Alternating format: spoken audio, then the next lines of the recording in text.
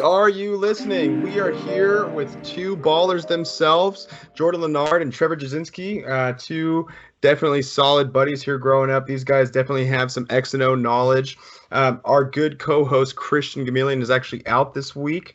We wanted to go ahead and accommodate the schedule and definitely needed to take into consideration our co-host as well. So hope you don't mind just looking at my mug as these two gentlemen are just bringing their audio in this evening. We just watched the awesome loss to the Toronto Raptors, 114 by Toronto, 106 for the Blazers here on November 13th. So we're going to be actually recapping games, including the Clippers, Blazers game, Nets, Hawks, Kings, and of course the Raptors game that we just discussed. Thank you, gentlemen, for coming on the show. Yeah, thanks for having me. Absolutely. I appreciate it, man. Yeah, so we're going to start off real quick. We're just going to give all of our audience a brief introduction to what really brings you two here, where you are at in your lives, and really what made you fall in love with the game.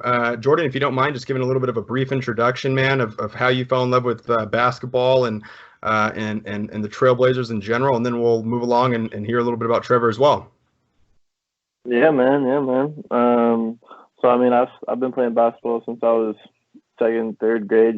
Just always been something I did growing up, and luckily, growing up throughout middle school and high school, I was gifted the opportunity to play and go out there and learn and understand the game, and got to play. I did some club and intramurals in college, and I continue to get out there and play to this day. Obviously not to the level that this man Trevor does, but I get around and I know my X's and O's. So yeah, man, that's just kind of where I'm at. And being born and raised in the Pacific Northwest, Portland's a Blazer town, a Blazer city, always has been, always will be. So it's kind of in my roots and my blood. Perfect. Trevor? Yeah, similar to Jordan, I kind of, when I started hooping when I was probably about third, fourth grade, was never the most coordinated, but as I grew more and more, I it started to become my calling, and as I started to put in more work, started to see the benefits from it. So played all throughout middle school, throughout high school, had a fun high school career, and was recruited several schools, both D1, D2, but ended up attending Western Washington University, and have been there the last 4 years. This is my fifth year now, and look to improve every year that I've been here, and looking to add to that to my senior campaign this year, and trying to get some big wins. We have a really good team this year, so excited with what we could do. But kind of same what Jordan said. Also, growing up in the Portland area, we were at the Blazer games any chance we could. Anytime we could scavenge up the money to go get some nosebleeds, we were up there watching them. So always been a Blazer fan for sure. Absolutely, man. And if I recall, we had grown up not too far from one another. I think did you happen to ball when you were overseas? I think when we were a little bit younger, I think it was Sweden, right?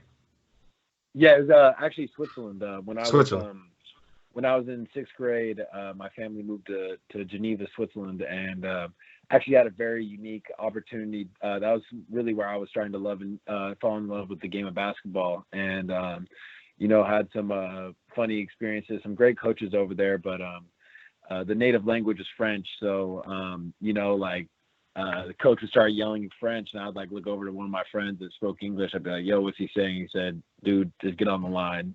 We all running, man. So, but overall, that was an awesome experience for myself as well. So, and both you guys definitely. Well, sorry to interrupt you there, but both you guys, you had mentioned being kind of a lankier guy growing up and trying to acclimate to the game. Both you guys, I'm 5'10". Just for our audience, how tall are each of you? Trevor, you first. I actually crazy. I grew an inch this last year, so I'm now 6'8". And Jordo? Yeah, I grew like 5 inches this last year, so I'm like 6'9" now. So. Yeah, I'm a fact check you on that. Yeah, I'm a good 6'5", 6'5".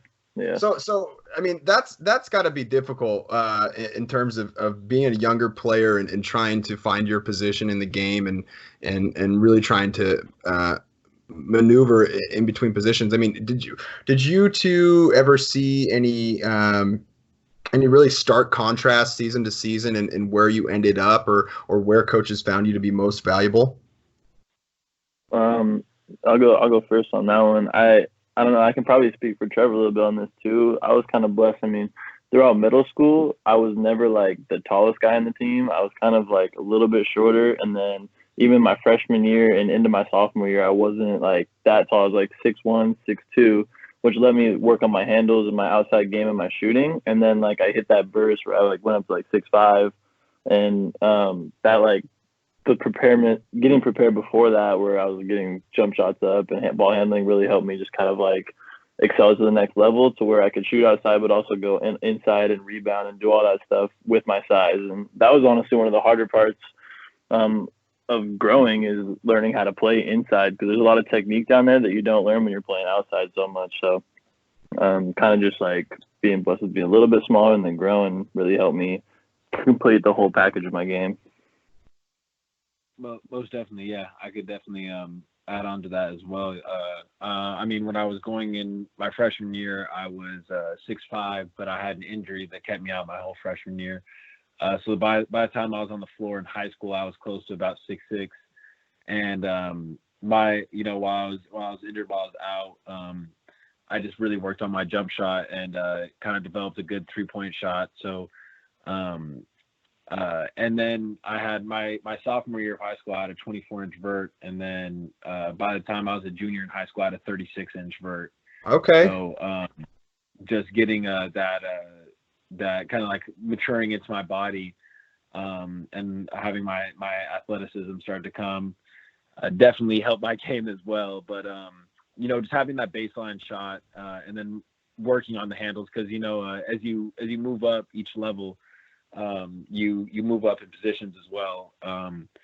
My senior year of high school, although we ran a 5-out and we're relatively small, I pretty much ran like guard. I would play inside out a lot. If they put a smaller guy on me, I would post up. They put a bigger guy on me, I'd be on the wing. But this last year, last couple of years of college, I now found myself at the starting 2. So okay. I think it's just about making sure that you're continually developing your game, and the more versatile you are, the more positions you can play means the more minutes you'll play. So that was one thing I've definitely learned over my college career. For sure. Well, now that the audience knows a little bit more about you guys as players and kind of your background, and let's go ahead and dive into the sorrow that has been inclusive in being a Blazers fan here this past week. So we had left off, Christian and I were recording the night of the Clippers game this past Thursday. We actually recorded before that. And to our predictions, the Clippers did end up coming out on top. Quick note here, the Blazers were actually noted as having, I think, the most single-digit losses in the league. Like when I think I was watching the Kings game. So these aren't blowouts by any means, but that does not make the sting any more easy. It actually, I would say, makes it worse. So just a quick recap. The Clippers 107-101, Nets 119, Blazers 115, Hawks 113, Blazers 124. That's the only win here. Oh my goodness.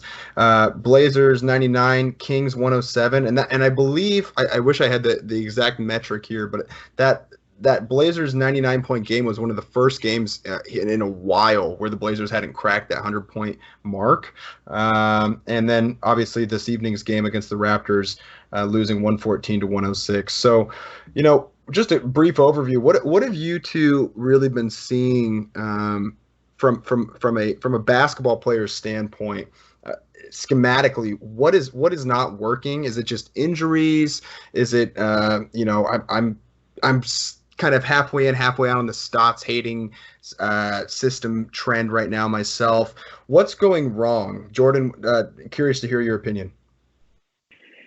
I mean, obviously you can look and you can point fingers in so many different directions with how you feel like games have been going this season. I mean, we all knew bringing in so many new players with the roster, like just a completely different roster than we had that went to the Western Conference Finals last year. You know, you knew there was going to be chemistry issues. You know that it was going to take a while for these guys to mesh, and it was going to, you know, learn how to play with Dame and CJ and learn their roles and know when to take shots and all that stuff. And that's fine, and I can live with that.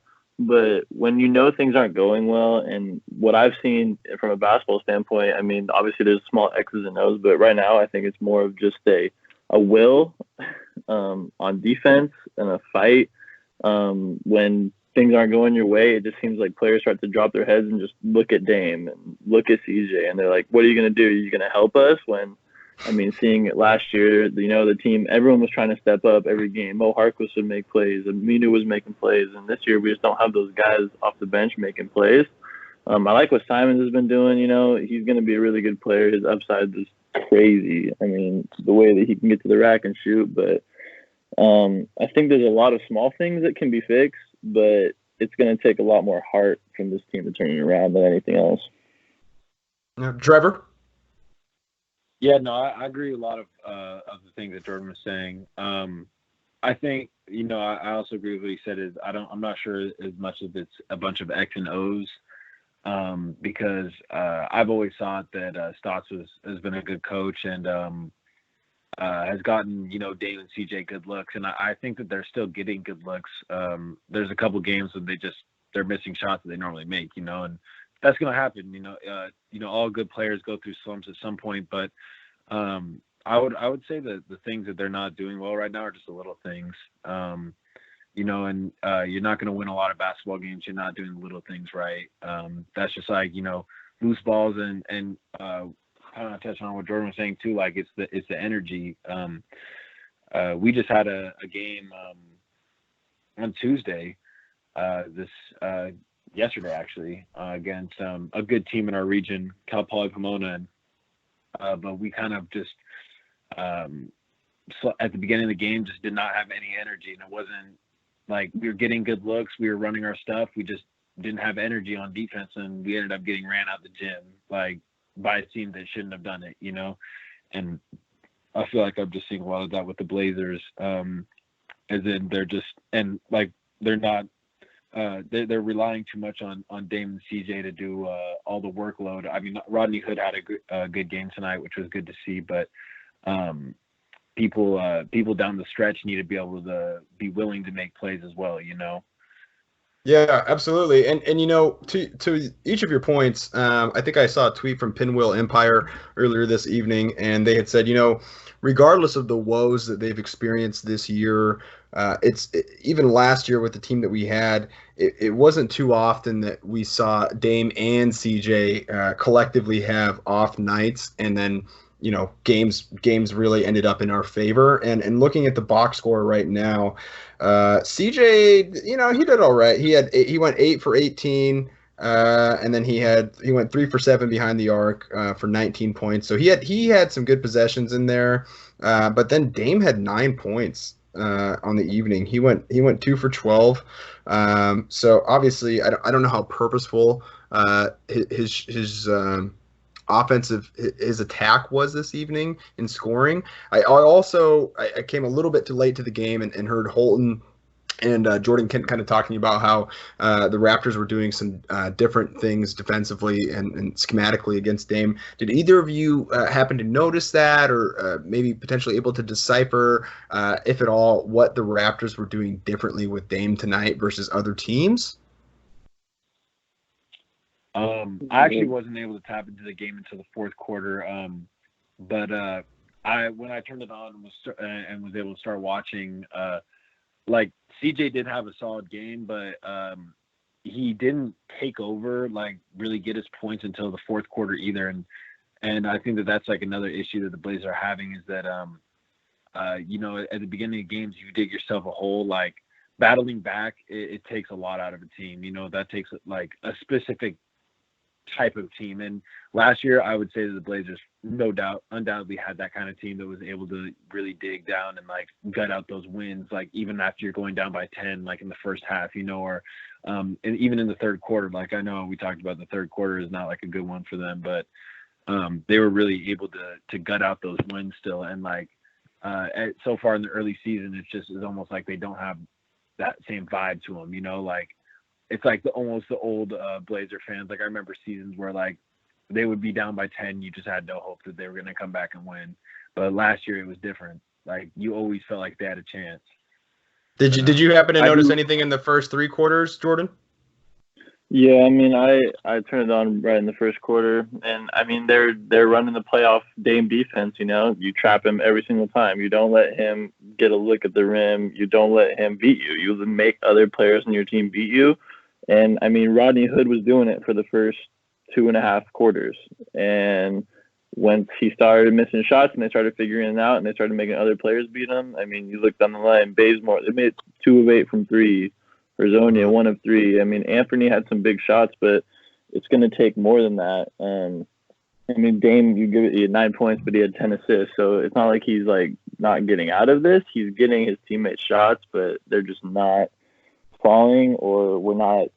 I mean, last year I feel like we had like Dame would pass out of it, and then someone would make another play, but it's like a pass and a shot every single time. It's not attacking the undermanned defense because they got 2 guys at half court trapping Dame. It's someone needs to get in and get other open shots, and we need to knock them down. But I mean, I think something that's worth noting here is really the fool's gold in some of these stats. So just kind of reviewing the game tonight with the Raptors, Nassir Little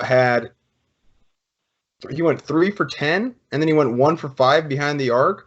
But I think that we can all, as Blazers fans, look at his performance, and I mean, just listen to the crowd. Everybody was satisfied with his performance. I won't say they were ecstatic with it, because that's what Rodney Hood deserved, that excitement. But still, that work ethic and that heart that you two had referenced at the beginning of the episode, I think Nas embodied that. And then also on the flip side of that double-edged sword, we have Whiteside going 6 for 12. But Jordan, we had a chance to kind of talk before we recorded, and as much as he's doing for the team in the box score, there are some plays that are just, I want to say, almost unforgivable. It doesn't. Not even just on defense, but especially on offense. And that was kind of his critique, because he came out, I think, in that first game of the year, and I'm going to have to dig through the files here, but he came out in that first game of the year and really showed up on offense, and he ended up with some boards. But then what was that shot you and I were discussing here before we began recording? My gosh. When he got the ball, like, off the free throw line, and there's probably about 14 seconds left in the shot clock, and he takes a one dribble, like almost like a shimmy shake fade away from the free throw line. I'm like, throws up just a brick, and I'm sitting here shaking my head. Like, I FaceTime you, I'm like, dude, what's going on? I'm like, this man can't make his free throws, and he's throwing up fadeaways from the free throw line with 2 hands in his face. Terrible. It's just terrible. Like plays like that. It's just tough, but. Yeah, and I think it is worth noting, though, what Rodney Hood, and, even as a Stotts hater that I have been lately, some of these guys that are out for us really do make a difference in Stotts' offense. Rodney Hood obviously spreading the floor, and then, the few times that the ball really started off in Whiteside's hands, and he did make the, 2 or 3. I won't even talk about the end result, right? Like, if you just watch the off-ball movement when the center is holding onto the ball in Terry Stotts' offense, it's much more lively. I don't know what happens when the center does not have the ball in his off. I don't know if you two are able to speak to that, but when a guard just has the ball, or a forward, and then the center is just moving around, especially Hassan's not a pick and roll center. It nullifies his offense completely. What are your thoughts on that? I think that Hassan, his talent is, like, I think that it's undoubted that he has talent. He he puts up numbers in the box score, but like you guys are saying, he has those shake your head moments.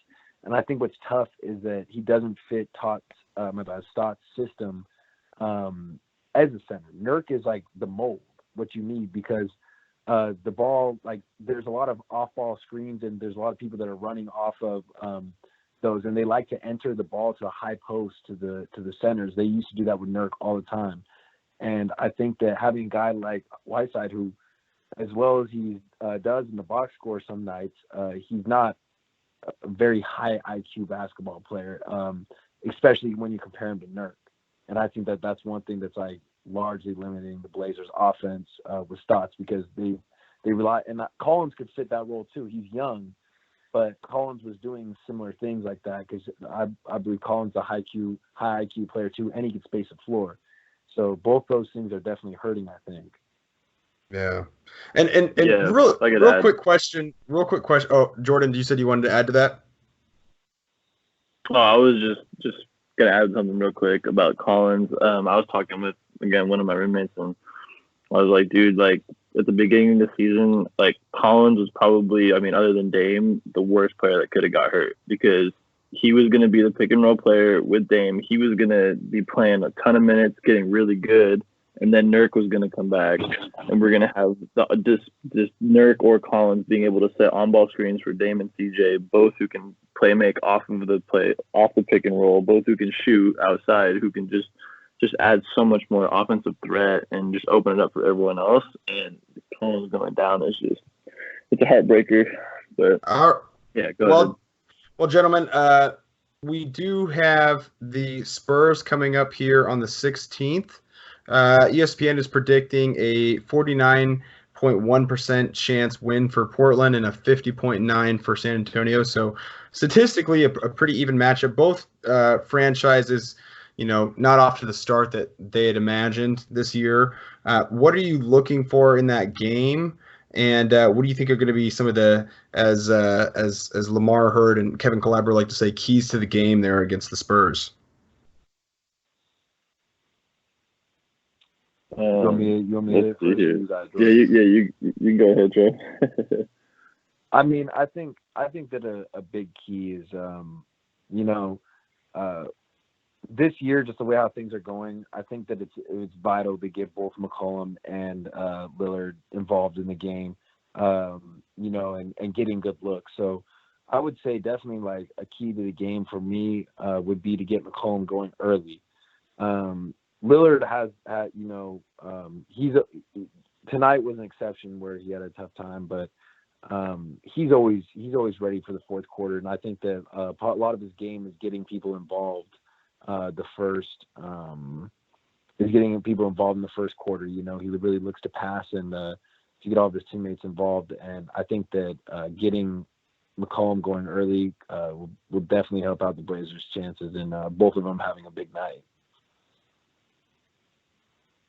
Yeah, I'm looking at it right now. They're both coming into the game losing 4 of their last 5. So both teams are going to be hungry for a win. I'm sure both teams are sick of losing, and both have good leaders on their teams who are going to be wanting to get their players hyped up. So I'm just saying, like, back to sound like a broken record, but that energy, man, if we can come out with some energy, get on them quick, and then keep that lead. The Blazers this season, they've built some good leads on some good teams. I mean, they went up.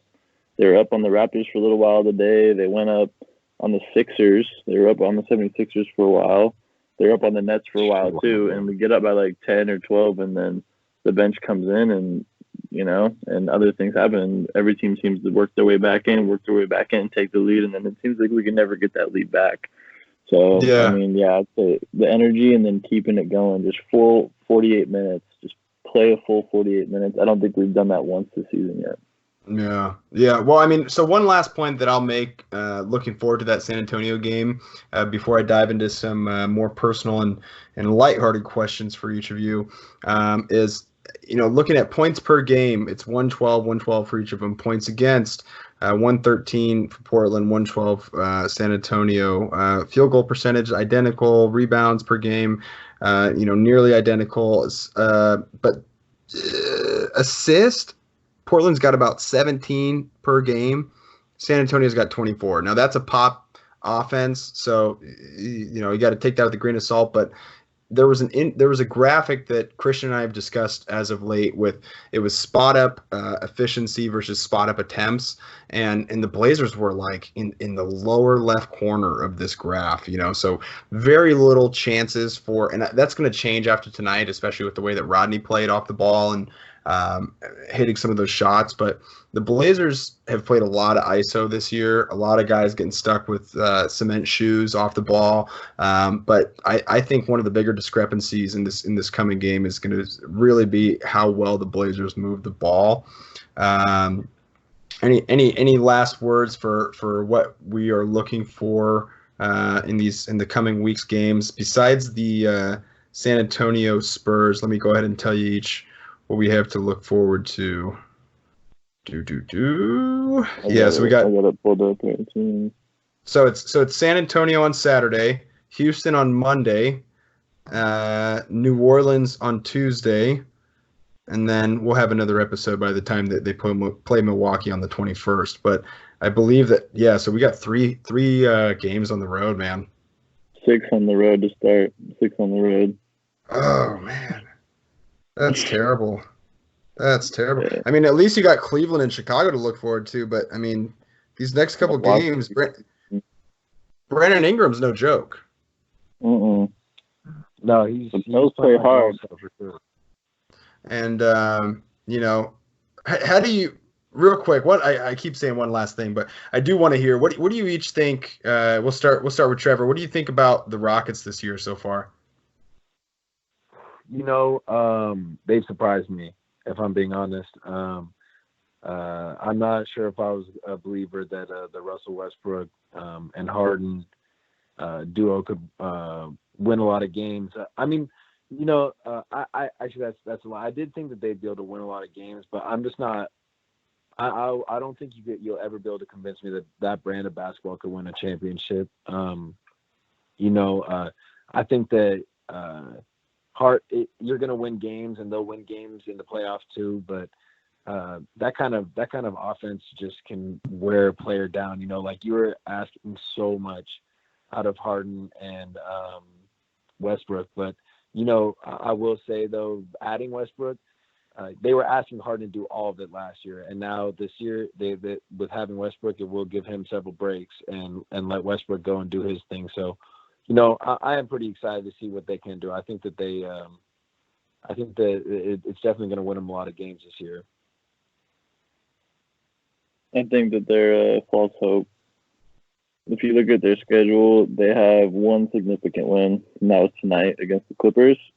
They lost to the Bucks, and then they beat the Pelicans, OKC, rebuilding, Wizards, rebuilding, Brooklyn, decent East team, Miami, who's actually been playing really well, Memphis, Golden State, Chicago, and the Pels again. I mean, once they get into that grimy, when they start playing those Denvers, those Dallases, those Lakers, San Antonios, those Lakers, those teams, it'll test. Time will tell. When teams start figuring out the Harden Westbrook, I don't know.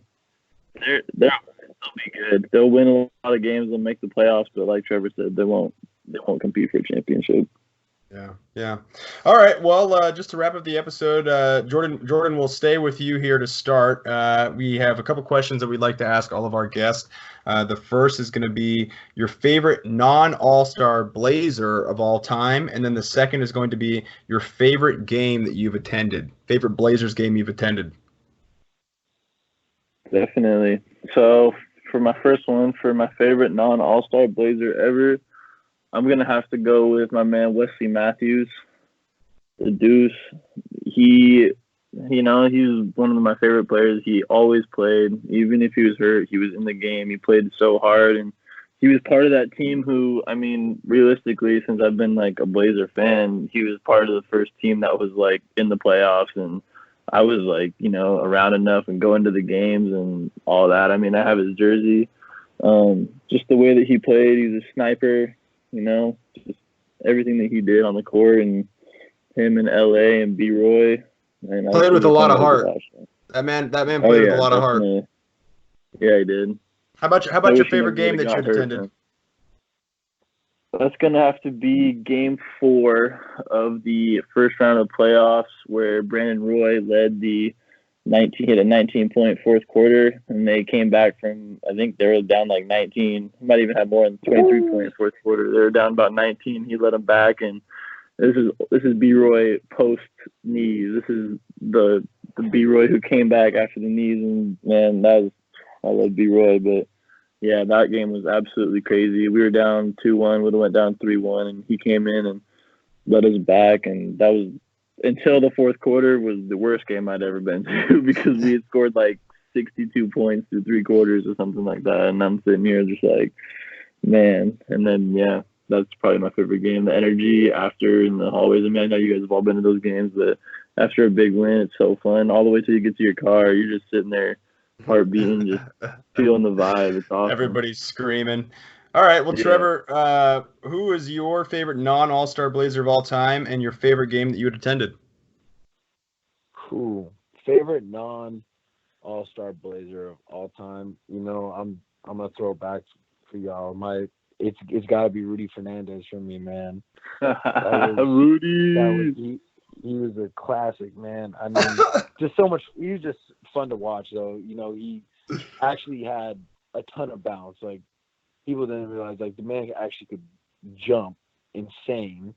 But he was also just a sharpshooter. And I remember him doing the pick and rolls with LaMarcus Aldridge. You know, like, he was always throwing lobs to him. He was just really fun player to watch. So we always loved Rudy Fernandez growing up. Definitely one of my favorite players.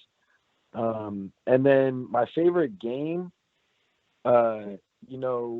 we didn't end up winning, which was disappointing, but I actually got to go see the Blade at the Motor Center when the Heat came back in, it was either 2011 or 2012, but crazy game.